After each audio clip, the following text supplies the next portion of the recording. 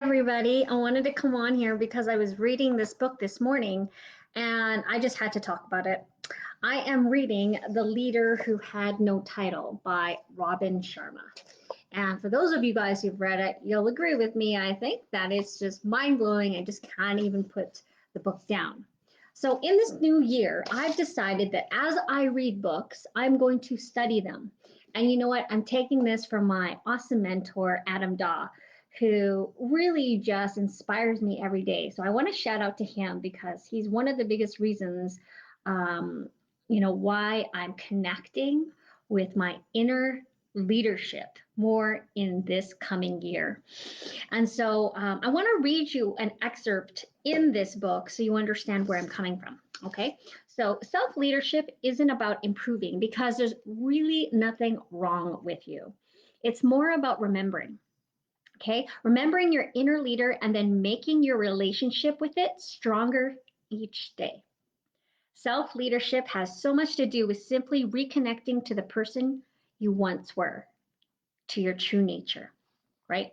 And it goes on to talk about that when we were little kids and young, society hadn't taught us how to deny our dreams until a lot later, right? Think about all the things that you dreamt about as a kid, the things you wanted to be, right? I wanted to be on stage. I wanted to dance and sing. I wanted to be of significance. And then as years grew longer, not longer, but as years went by, I realized that judgment was holding me back. Judgment of other people, I wasn't good enough. And not that, I I stopped dancing and stopped singing. I still definitely still dance and I still sing. But if you kind of just shave it down to something a lot maybe uh, less extravagant, right? All the things that you think you could do, right? And then all of a sudden you start growing up and society tells you you can't do it.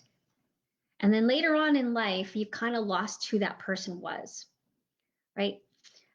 So one of the questions I would ask you going into the new year is, when was the last time you felt 100% fulfilled in the kind of work you were doing?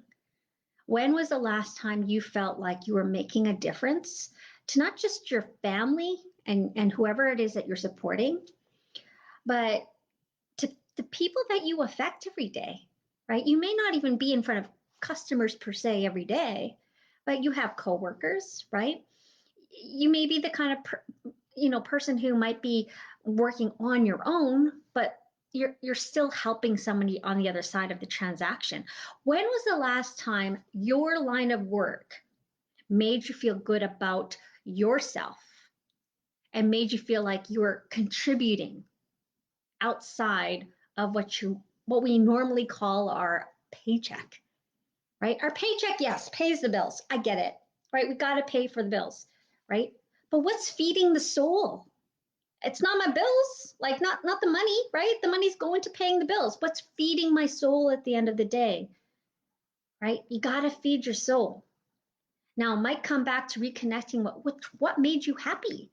Did it make you happy when you brought happiness to others? Did it make you happy when you made someone smile? What made you happy as a kid, right? And where can you lead that to in life going forward? So I would urge you to think about what it is that makes you completely happy and fills your cup every day, and find a way to live that every day, right? And if your work is not giving you at all any of that and literally is just a paycheck, I would encourage you to look for something else, right? You don't have to join me in my superhero team, by the way. You can find something else, right? But why are you waiting?